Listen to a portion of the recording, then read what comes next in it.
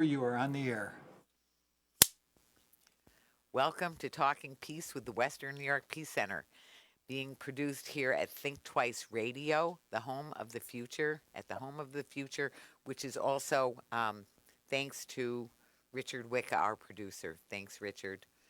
So I'm um, I'm Vicki Ross. I'm the host and I'm the executive director at the Western New York Peace Center, and very excited to have for our show today two very special guests who are going to speak about criminal justice, criminal injustice, HALTsolitary, and all kinds of other things about local criminal justice issues. So I want to first introduce Samantha White. Samantha is, or Sam, is an attorney here in Buffalo, a criminal defense attorney, is the head of the Minority Bar Association. Is it president of the Minority Bar Association? No, No, just I'm a part of it. director. You're the director. Okay, director of the Minority Bar Association. Soon to be president. Yes. Yes. Well, and any other any other title that we could give it. I want to say just a wonderful, very special person. Sam, welcome. Thanks for having me, Vicki. I appreciate you taking the time to discuss criminal justice here in Buffalo, because so many people want to kind of sweep it under the rug. And in this day and age, with all of the unrest that not addressing the problem creates, we can't afford to do that anymore right now. We absolutely can't. There's just way time's up. So, and thank you for all your great work. And I want to also welcome friend of the show. He's certainly been on the show a number of times, Jerome Wright. Hi, Jerome. Hey, you're not Hi. muted? Oh, there you are. Good. Hi. How you doing? Good. Yes. Great. Glad to have you. Glad to have your HALTsolitary thing very, very bright in the background. Because yeah, you said it, getting it done. And so I want to say, first of all, you are the, what is your role? What do they call your position at HALTsolitary? Statewide organizer. Statewide organizer, because I want to say prime mover and shaker, but statewide organizer of HALTsolitary, which is also part of the CAKE. I know what it is. Don't tell me. Campaign for alternatives to isolated confinement. Right? You got it. Yes. And also I think is it now again on the rolls? Is it president or is it chair of Voice Buffalo? What is your role at Vice chair at Voice Buffalo? So lots going on there in all of those arenas. And so why don't we, I want to start off with this. So let's start off with a victory or a looming victory, because I want to say when we were out there singing Christmas carols that just blow your mind about solitary confinement. So they were sort of jokes on the most unfunny of, it was a very weird and wonderful and very high impact gathering. And Jerome, at that time you said, we're going to get it done in 2021. And I've been using that phrase for everything. And so one of them is HALTsolitary. So tell us the happy news. Well, thank you. First of all, Vicki, thank you for having me on, and thank you for what you continue to do and bringing issues to the community that, like Sam said, everybody else tries to act like this is the city of good neighbors and nothing's going on here, but good neighborly stuff, and we know that that's not the case. So thank you for being a voice and speaking some truth to power, and special thanks to you, Sam, for the work you do with all of the people that come before you that need really the help that they don't get anywhere else. So thank you.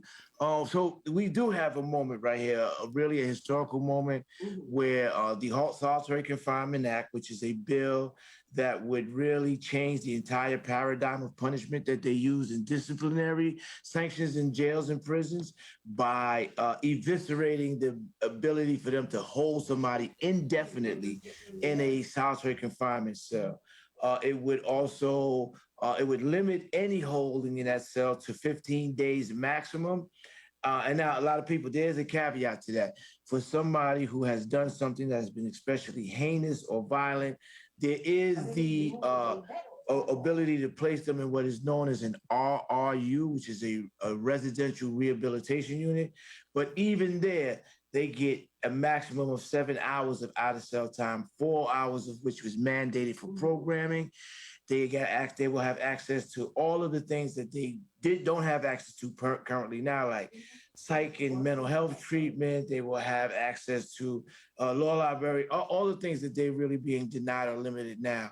And it would provide that pregnant women or nursing mothers or women with postpartum issues would be able to be placed in solitary. The big thing for me, it would stop anybody with a diagnosed mental health issue from entering a solitary confinement cell, period. They would have to get them treatment and not torture them. It would also save young people from that. So anybody 21 and under would be, would not have to go into solitary confinement. And anybody 55 and older would not have to go into solitary confinement. Again, they're going to tell you that this is going to destroy the system. That's going to make, it's going to be violence. Officers are going to be stabbed and killed, and directly impacted people are going to be jumping on each other. Let me tell you this. They've been doing solitary confinement the way they've been doing it now for the past 40, 50, 60 years, since the 60s. And it hasn't worked. It hasn't worked. It hasn't shown any socially redeeming value. Right. Yet they still employ it and overuse it. So for that point alone, it should have been stopped. But the fact of the matter is, you're telling us that the people in the prisons who need the most help, you put them in a box and give them nothing, and expect that when they come out of that box, that they're going to comport themselves like John Q. Citizen. That is the most ludicrous and asinine thing I've ever known people to believe, but they sell that to John Q. public, and because people think that they're telling the truth, you believe it. It is nothing but a lie. Well, first of all, on the solitary, it is so much of barking up the wrong tree, expecting that's going to help people. It is torturing people.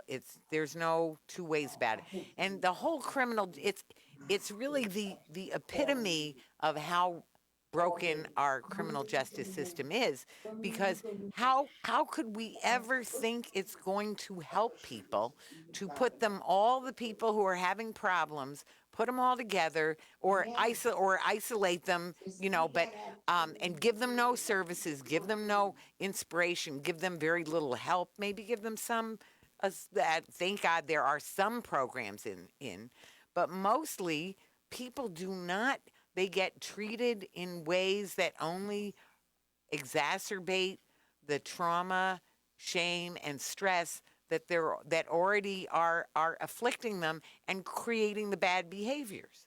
And what they also, so we know from the recidivism that it's not working, and we know because the tendency for people who go in to be worse when they get out tells us also.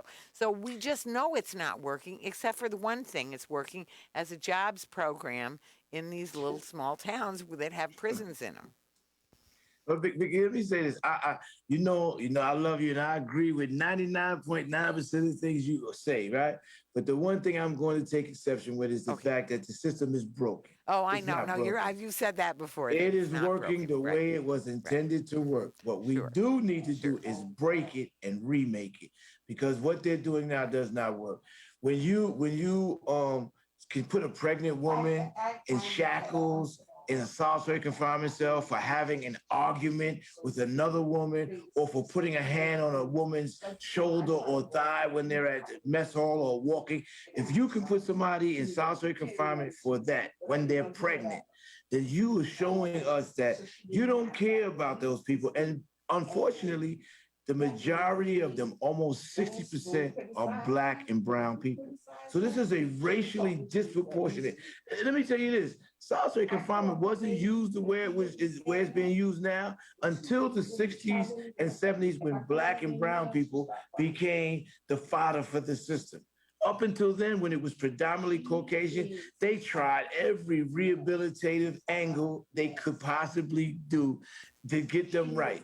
And soon as we became the predominantly criminalized group, that stopped. It became torture, it became punishment, not help. And I want to make an analogy here. It's just like when I grew up in the 60s and 70s, I grew up in a time when heroin wreaked havoc in Harlem, where I'm originally from. People were dying in the streets from overdoses, from drugs coming from overseas, from the military and all of that. And they criminalized our people to the point that they started Rockefeller drug laws, giving people life without parole for possessing drugs, right? But now you got soccer moms and hockey dads ODing and having Oxycontin and Percocet, and now it's a health crisis, and we need to get them treatment. We need to get them. That is a racially discriminatory practice in our system. Absolutely. Absolutely. No question about it. That has been, I've heard other people say the same. And, there's so many ways. Also, the same with crack, the way crack was treated versus. So, so the racism, actually, we just finished we were talking about women's issues and intersectionality. So, one of the big things, racism is huge and very present in the air we breathe, in all of our histories, in all of the legacy of what we see around us, all the things that are happening. And thank you, yes, for pointing out once again when I say it doesn't work and you say, no, it does work. And it is true because we know about 13th Amendment that says, that there's no enslavement except that if somebody is incarcerated, then, and of course, then we, when I forgive me if I say this again, Shawshank Redemption. When I started doing criminal justice work, quite a while ago, and my brother told me, well, did you see Shawshank? It's ridiculous. Like that's going to tell me anything. Well, of course, everything that's in there, there's lots of things that should be in there that aren't in there, but everything that's in there is absolutely something that you need to know if you're working on the criminal justice system. But anyway, so Sam, what do you think, Sam, about all this part of it? Now, I know So I think that Jerome really hit the nail on the head. Mm-hmm. When the problem is in Black and brown communities, it's something that should be criminalized and punished. Right. When it makes it out to the suburbs, then it becomes something that requires medical intervention and treatment. And I believe that the opiate pandemic is real, but the way that the system has been applied to various communities Mm-hmm. it's incorrect. It's Right. wrong. Right. And it's wrong. when you look at the history, you see the exemplification of racism. Well, the criminalization of Black and brown people has been pronounced in this country from the very beginning. We know it in the racism to the indigenous people, to the enslavement of people, to the ways that people have been treated. That back to racism is very present, and it is very, very present, most present of all, I would say. Well, it's present throughout, but it is so very present in the criminal justice system. That is why I like to call it sometimes the criminal injustice system, because it is criminal, it is an unjust system, and that's what it is. I mean, and that's why it has to change in every kind of a way.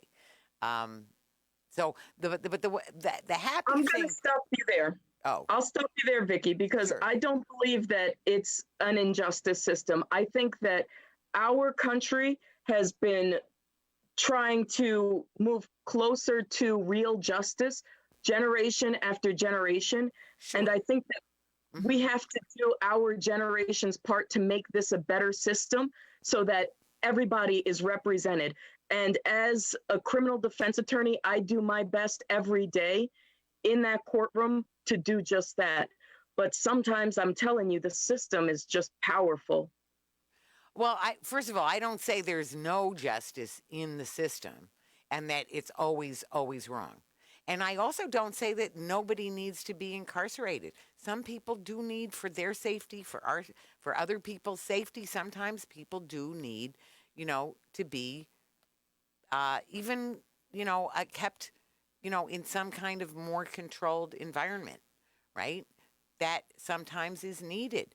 And then they need also the help and the services they need, you know, and there are human rights that they still have.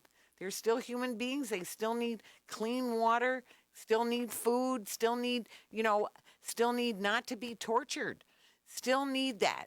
So there's all of that. And I do think that we need to do what we can do to make this a better system. I want to say, as a social worker, there's a lot of forensic social work, and there are social workers, and of course, I am drawn to that system of, like, how do you help people and the people who need help, right?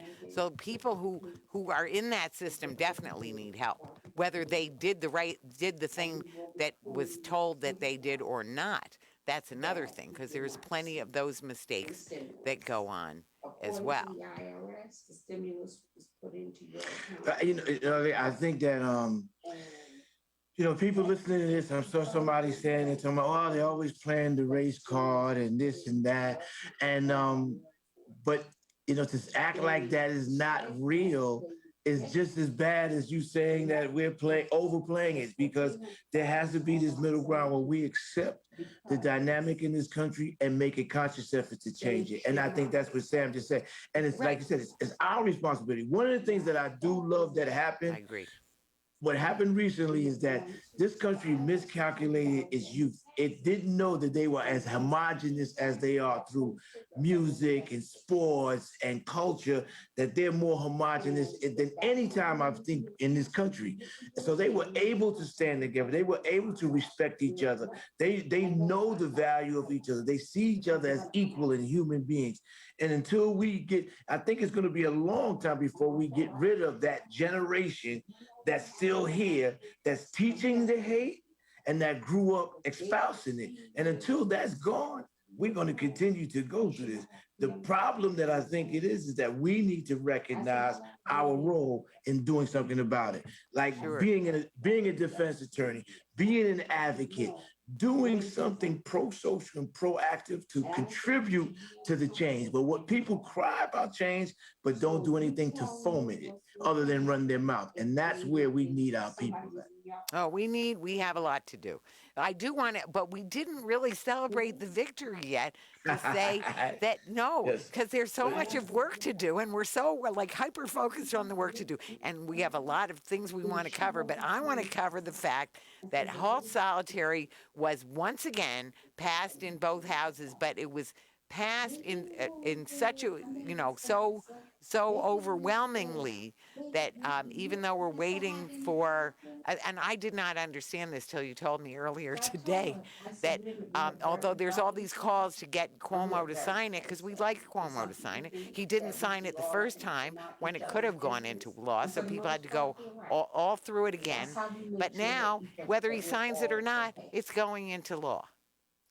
So I am overjoyed. Now, I know that the Police Benevolent Association was grousing about it somehow.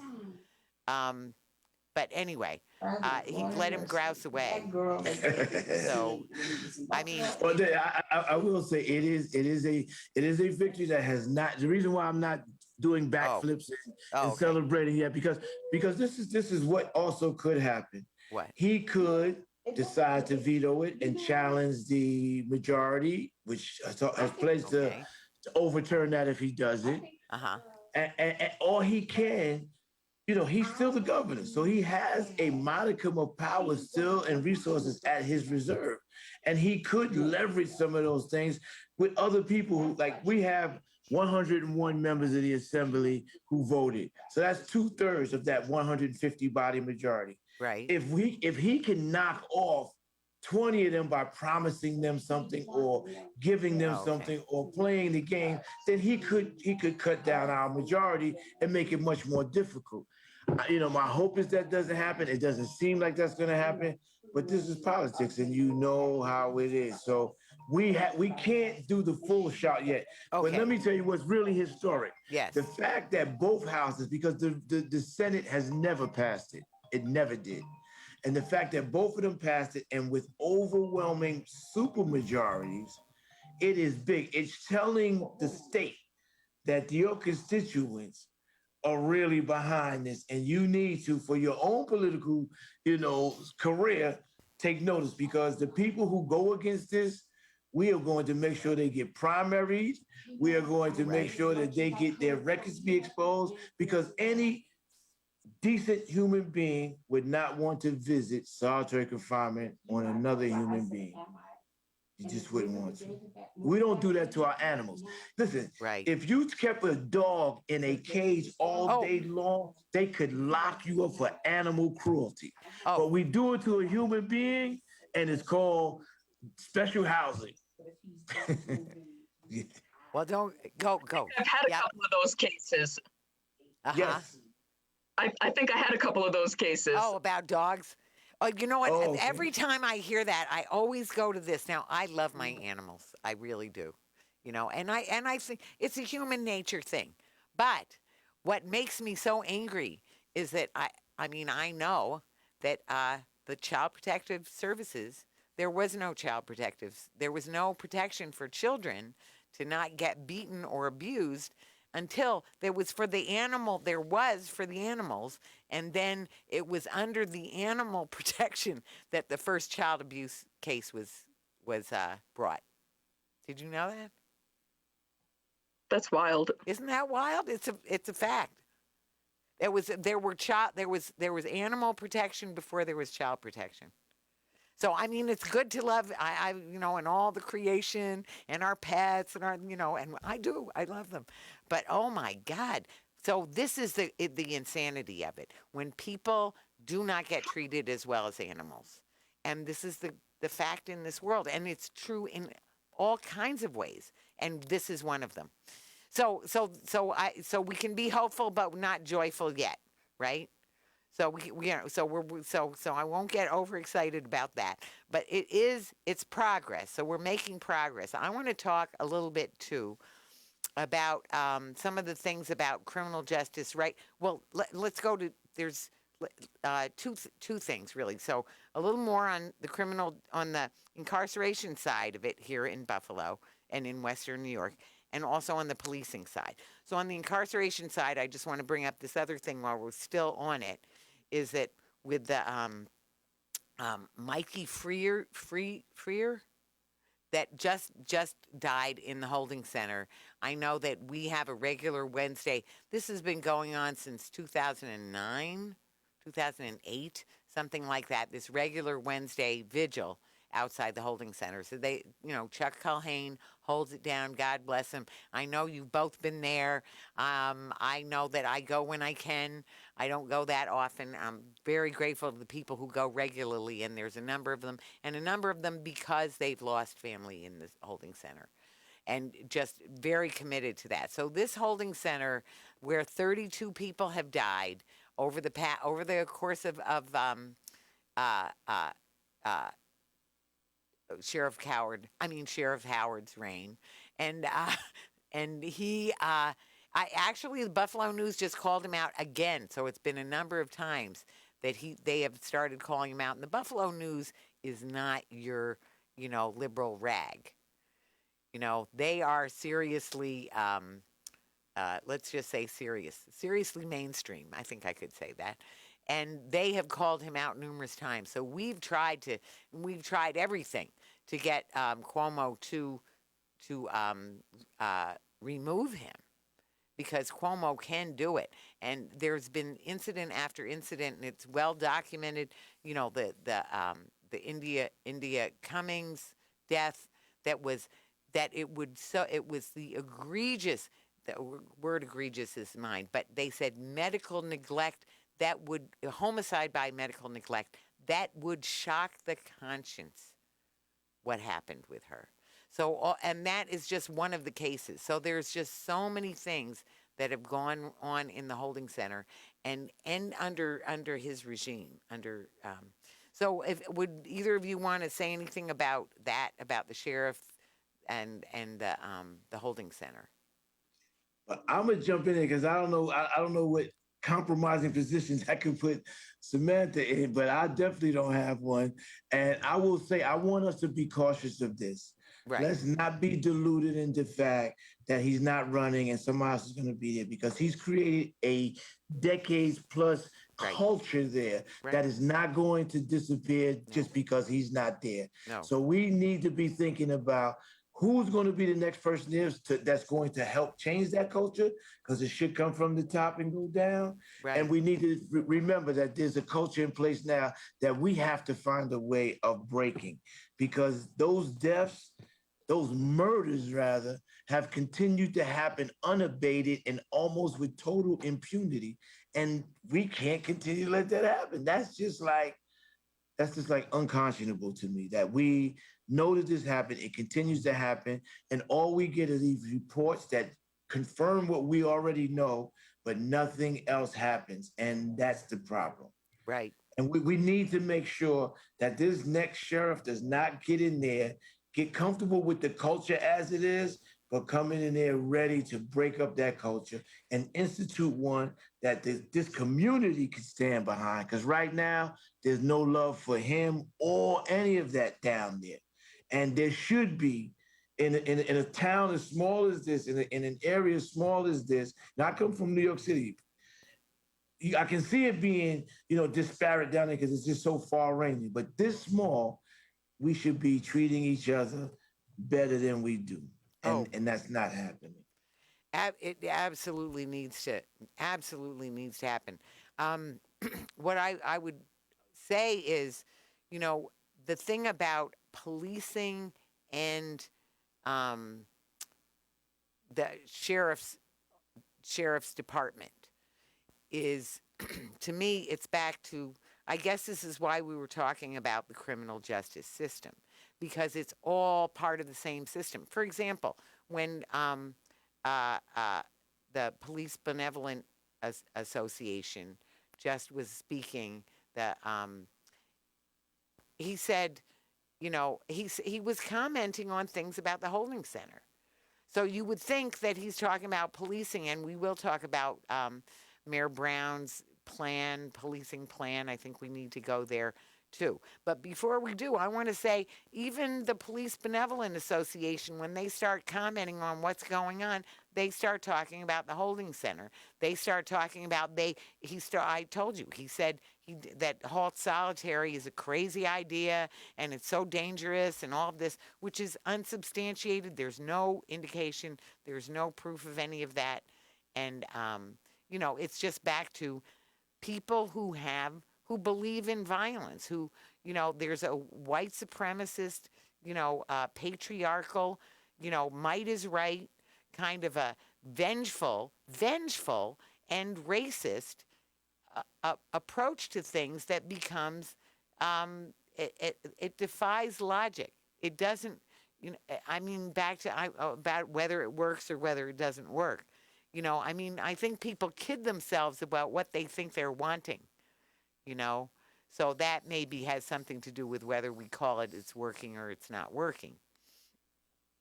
But anyway, I just wanted to bring that up, of the policing and the policing and the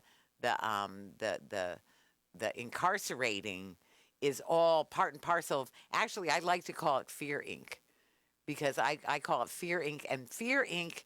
is actually, you take all of that, it's all the policing and the incarcerating, the prison industrial, and the military industrial, and the congressional, and all of the efforts to intimidate, control, incarcerate, and even kill. I call that Fear Inc. And they get all the money with just slam dunk, the barrelfuls and the truckloads full of money, just all, and then the schools have to have a bake sale. So anyway, so so I connect all of that, because I think that violent approach, that patriarchal, might is right, violent type of approach, is that Fear Inc. And that's what we don't need. What do you think? No comment. I don't want to put you in a bad position there. No, I'm no, keeping no, my mouth shut from beyond. no, no, From no. beyond. Okay, so let's move on. What? Go ahead. She's laughing. No, Go no. ahead. You're gonna say, Jerome. I'm saying, no, I agree. I see Sam trying to, hold her composure over there because, I think that we all agree, and I guess we're probably preaching to the choir at this Right. I'm juncture. sure we are. I'm sure But we are. but but what no, but what I do think is the point Sam made earlier is that we need to really hold each other accountable Sure. for doing our part Yep. Yep. to make sure things do get better. And it doesn't really cause, if everybody did a little bit of their part, it would make the job easier. So it's not like nobody's asking you to do something that's out of your wheelhouse. Like if you're not a marcher, nobody's asking you to march. Right. If you're not a rally person, nobody's asking you to Right. rally. Right. If you're not, we're not asking you to do something that you can't do, but we asking you the things that you can do to at least do those things. And that's if it's write a letter, if it's do an email or Right. phone call, Right. if Right. if it's show up to a meeting to support somebody Mhm. who's doing something that's invariably going to benefit you. And this is the type of advocacy and atmosphere that I think that Right. we should, and I think the Peace Center could be really instrumental in it. That's what we should be fomenting because we got several colleges here with young people who are looking for that type of guidance, and I don't think we're providing it for them. Well, we do what we can as a small but mighty organization. So and we will continue to do and try to do more. The only thing is when your mission is peace through justice at home and abroad, it's a pretty large undertaking for a 50 hours a week organization. Yes. Yes. Go ahead, So Sam. I would comment by saying I appreciate how you hold a mirror up to society and just speak your mind. And that's your way of waging peace. Some people wage war, you wage peace. And I respect that. Well, thanks. Well, thanks.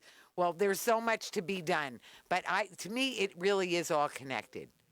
So it's about a way of doing things. So there's a lot of unhealthy things about the way we do things, and the structures that keep that in place. So I feel excited though because Arundhati Roy said this that historically these pandemics have been the portal to another way of being, right?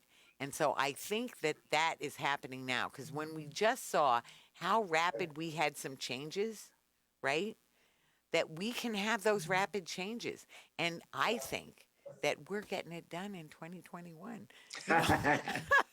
That in so many ways that we're going to make some of that really substantial progress and change, partly because we have to. And I keep thinking about what Dr. King said, there is such a thing as too late. So we have to do it.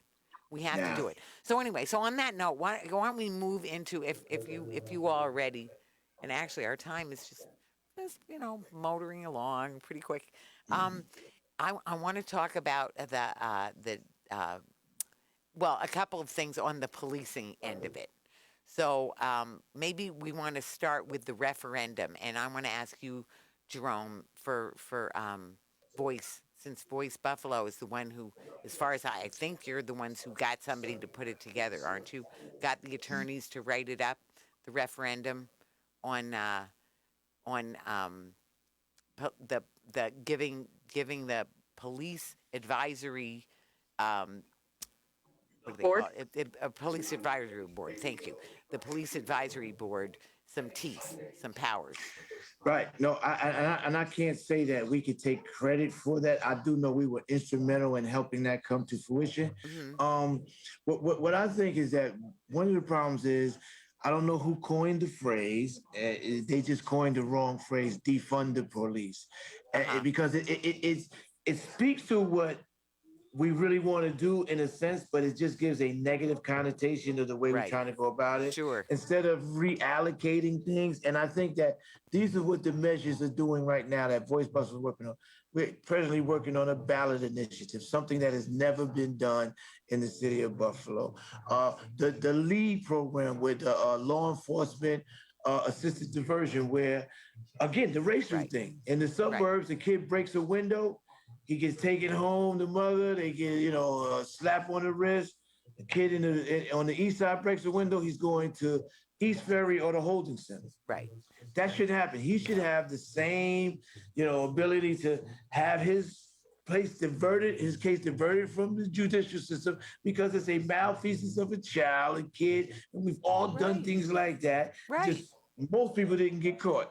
So why are we criminalizing our youth and then destroying their lives? Because once they Right. have that record, Right. not only do they discriminate against, but the stigma that comes with that impacts them, where they feel less than, inferior Absolutely. to, not able to. So it's easy for them to slide into all the social ills because the regular society basically has rejected them.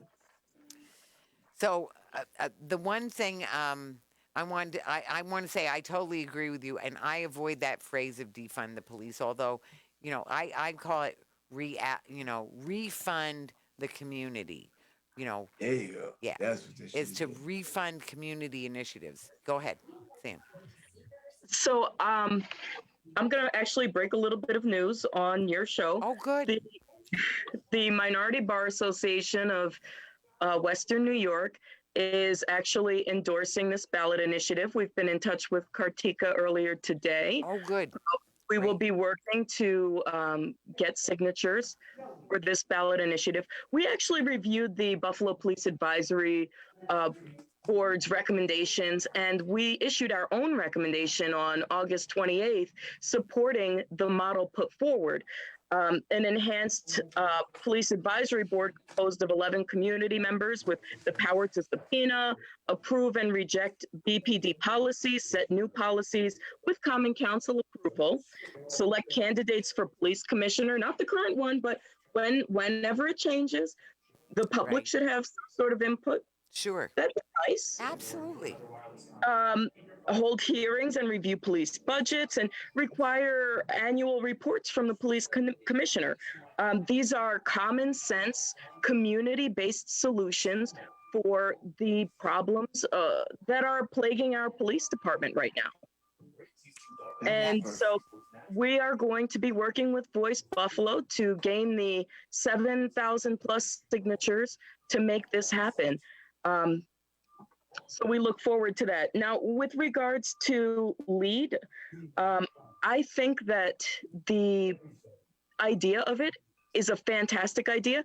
I do have concerns with the way that the policy is structured right now, because you face the same problem that you face all through criminal justice.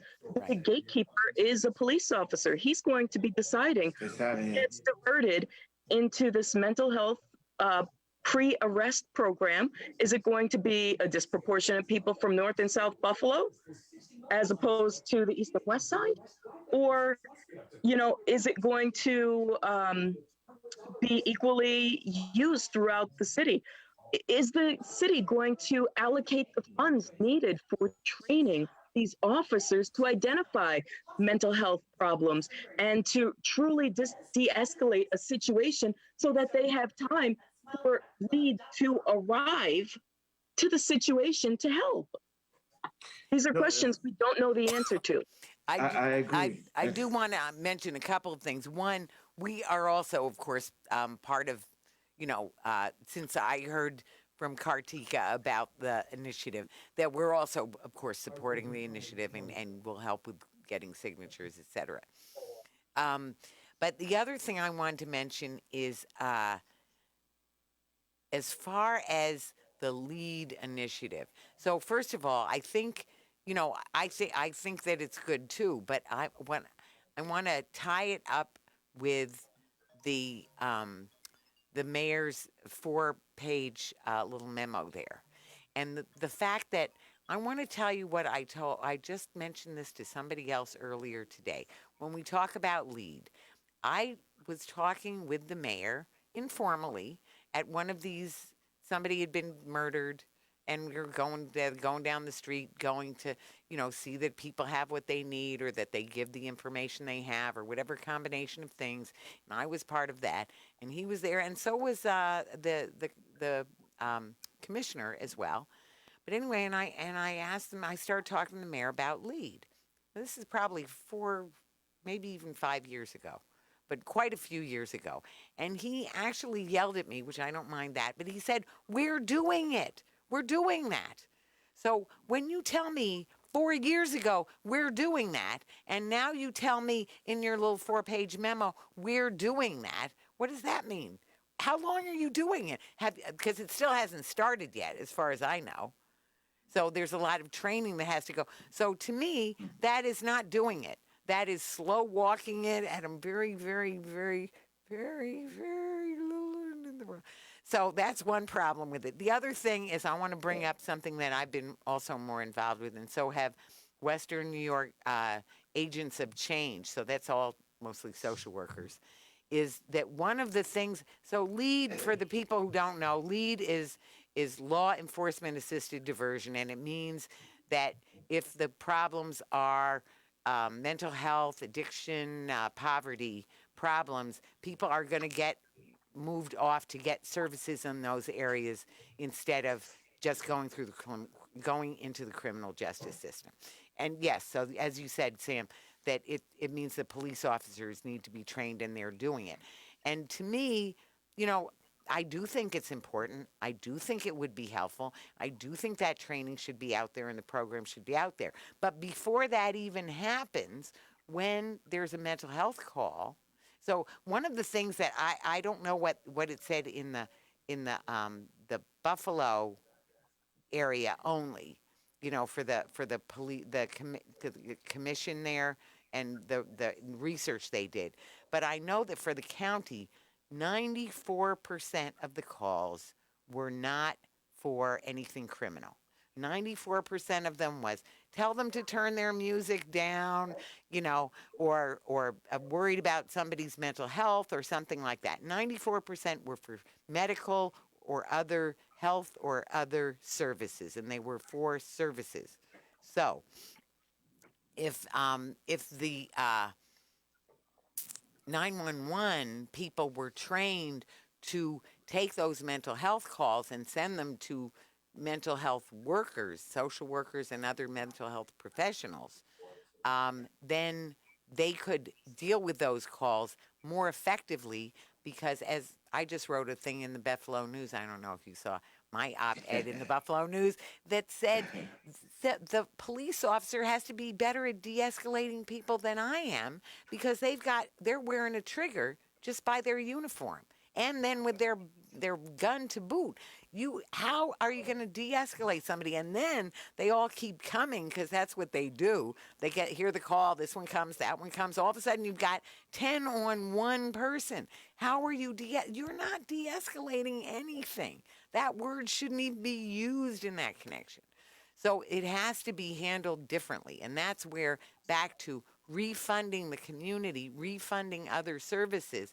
I don't care about taking away, not taking away, but actually, one of the people I've heard, talking about this says, an example of refund or defunded police would be in Amherst or in some of these suburbs where the police only get a very minor amount of the funding, right? And the more funding goes into other services. But anyway, I just wanted to throw those things out there in terms of LEAD, because that's when I think about LEAD, is let LEAD work where it needs to work, but let those other things happen before, which is don't send the police on those calls that are the 94% of them that are not. You need somebody who's good at peaceful conflict resolution. You need a social worker or somebody who's good at de-escalation. You don't need a police officer. No, I agree. I would like to say this to Sam. I definitely agree with you. When we discuss this, when we talk about it as a board members of Voice, we talk about it with the Live Free group and our committee in our group. Those things that you talked about came up, and we are definitely concerned about them. However, I want you to think about this. I'm an abolitionist, right? Mm-hmm. But I'm fighting for 15 days for people to be in solitary, which is, some people might say, well, abolitionism, and you don't want that to happen at all. No, I don't. But while we're waiting to get to that point, I want to free as many people from that torment and trauma as I can.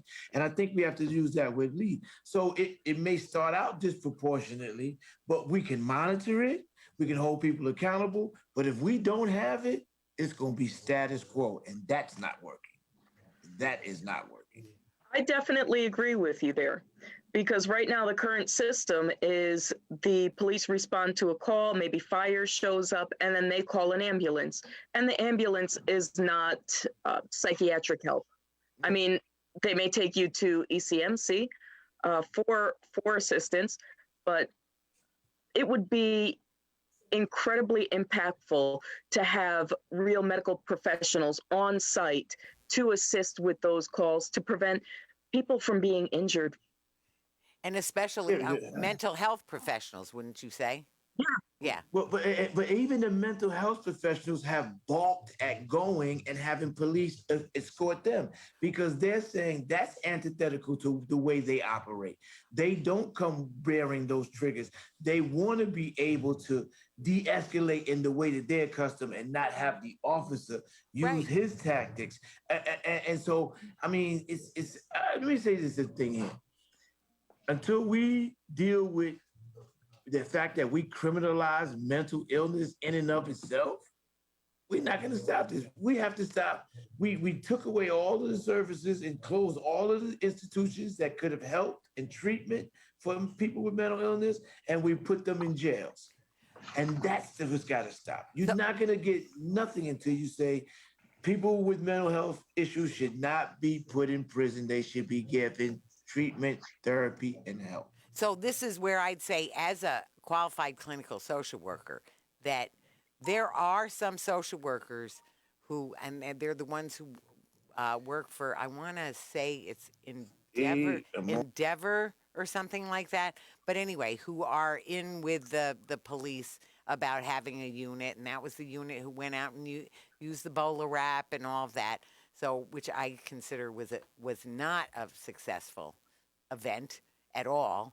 That was, in fact, what excited a big response from a lot of social workers, yet again, because it was yet again like a Willie Henley, a Daniel Prude, all these other examples, and even the children, these children who were being, pepper sprayed, or the mom being pepper sprayed, all of this inflammatory stuff. But so back to, I feel like lead is good, but in the meanwhile, we also need to be working to divert calls for mental health issues and for other non-criminal, and then let the mental health people call in the police when we want them, or have them nearby if we need them, and let them say, yes, we'd like to have some backup here, because a lot of times we won't want the backup. People who are doing that, people who are working with the homeless population,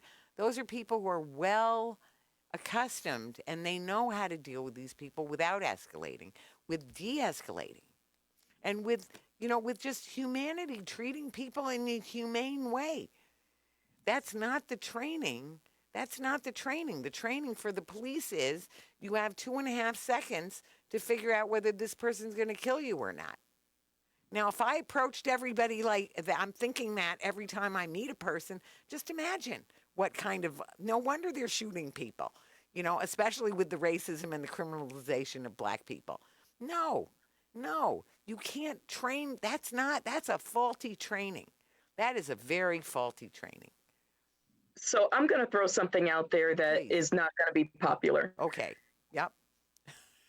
We have to consider that our police officers are in a high trauma job. Yes. Oh, absolutely. Offering them, the assistance of, mental health services and such. I'm not saying that, I'm just saying it's a high trauma job. Oh, that is very popular. I totally agree with you. And I know personally, I wouldn't be able to do that work. God bless them that they're able to do it. We need a police force, but I think that we need to take care of them on a whole person, on a holistic basis. Right. Right. And I'm not Absolutely. gonna and I would far be it for me to sit here and go back and forth with you on that. You knew it was gonna be unpopular when you said it. That's why you gave that that prerequisite to it. But I want to say this. Um the fact that we look at policing the way we do is the problem. Policing, so let me say it is. They police and patrol Black and brown and Latinx neighborhoods. They serve and protect Caucasian and affluent neighborhoods. Well, Difference? right. Police and patrol serve and protect. Their job is to serve and protect, but they only do their job to other certain people. They abuse and subjugate and oppress the other people. That is in the training. That is in the mindset of this country. Until we get rid of that, let me tell you, the biggest crime generative factor in this country is racism. Right. Because racism stops you from working, it stops you from being gainfully employed, it stops you from being looked at as a human, it stops you from, it closes those opportunities that everybody else has. That is what generates crime. If I Right. can't get a job, I will feed myself and my family the best way I know how. Well, now you're getting into, we need to start talking about economics too, because capitalism and our faulty economy that is all built on weaponry and our main export and all kinds of other things. But you know what I'm realizing is that we're getting close to the end of time. So, I mean, first of all, I really appreciate there's so many interesting things, and we've covered a lot of territory, and yet I want to ask some more questions and go on, but we'll have to have you back on the show for that. So, why don't we just, I mean, we still have a couple of minutes, but just to sort of wind up, like, maybe some things that you would like to see people do, action items to help with the criminal justice system as it stands right now here in Buffalo in Can I jump in? Western. Please Go, go. go, ladies first. This is out there right now. You can call that phone number or send your comments to that email address. This is the proposal that the mayor's put forward to reform criminal justice in the Yes. city of Buffalo. It is 4 pages. What? Just so you're aware, Syracuse put out 261 pages of suggested reforms. So 4 you can pages? include that in your comment. Right. Thank you for mentioning that. And I also want to mention that I was also told that there are no deadlines, there are no specifics or anything like that.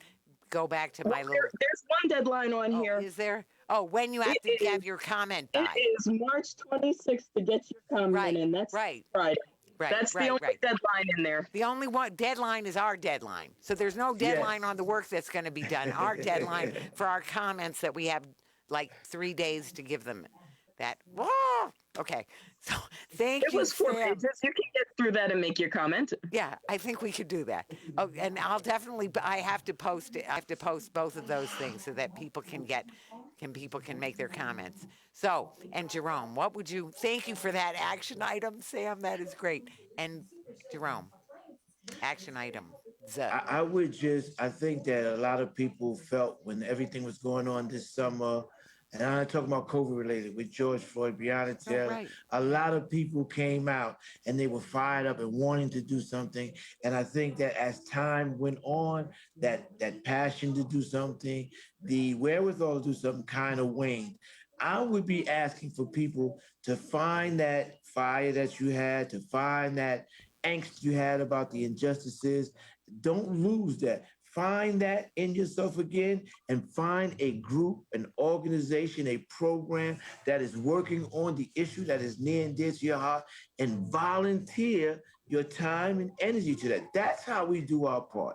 Right. You can't sit on the sidelines and influence the game other than clap. You No. got to get in the game and do something. And the only way to get in the game is to look out. I'm not telling you to do halt. You may not care about solitary, but you may think people in solitary deserve it. And that's fine. That's your prerogative. But if you think that something else is wrong, then you should do something about it to make it right. And that's my call to you. I don't care what you pick up. I picked up halt, I pick up rap, I pick up all those things. Right. You need to pick up something and bring it to the table and help us out to make these changes. We all need it. Thank you so much, both of you. It's always, first of all, just as you're saying, all it's going in my mind. It's always the right time to do the Do right the thing. right thing. And you know what? And the other one, the companion one to that, there is such a thing as too late. So we have to do it. We have to do it, and we are doing it because we're getting it done in 2021. Anyway, anyway, I am so grateful for you both. It's just a wonderful, inspiring pleasure and encouraging and illuminating to be with you both. And I can say we're Vicki, what? I just want to say this. Yeah, Our defense attorneys need help too. They're overworked, underpaid, and sure. this is why a Yes. lot of our people go to prison because they can't give them the best defense. Not that they can't do it, they don't have the ability to do it because of the caseloads, the lack of Right. resources, Right. the lack of support. And so we need that help for our defense attorneys, especially those like Sam who deal with the indigent defendants Right. who can't buy their way out of prison, who can't buy the type of attorney and representation they need. Right. So, like the police need help, so do our defenders. And I would hope that people would find a way to help out the defenders as well. Yeah, I wonder the Minority Bar Association probably takes some contributions too if we give them, right? So that's an or do you or you don't? But whether you do or you, okay, I'll let you answer the question. But we're running out of time. Go ahead. Yes. We or do no? have a social justice collective, and yeah, if you go to Minority Bar Association of WNY, I believe .org, yeah, we do. Great. Well, you do so much, and you both do so much. I'm going to say thank you. Thank you. Thank you. I just want to ask Sam, can you please have the Minority Bar Association send a letter of endorsement to HALT asking the governor to sign the bill?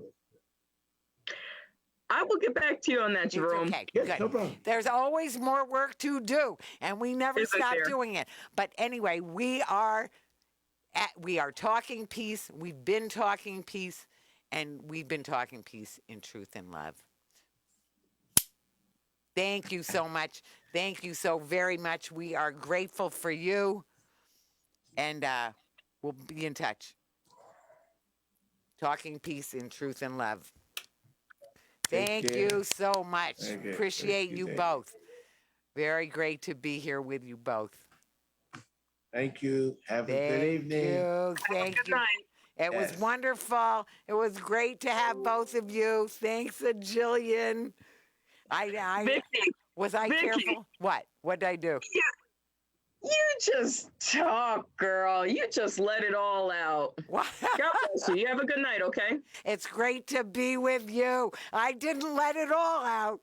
I didn't let it all out. No, I didn't. You don't think I did? I'll call you later. Anyway, Okay. big hugs and love. I gotta go do bedtime with my daughter. I'll catch you later. Go do bedtime. We love you.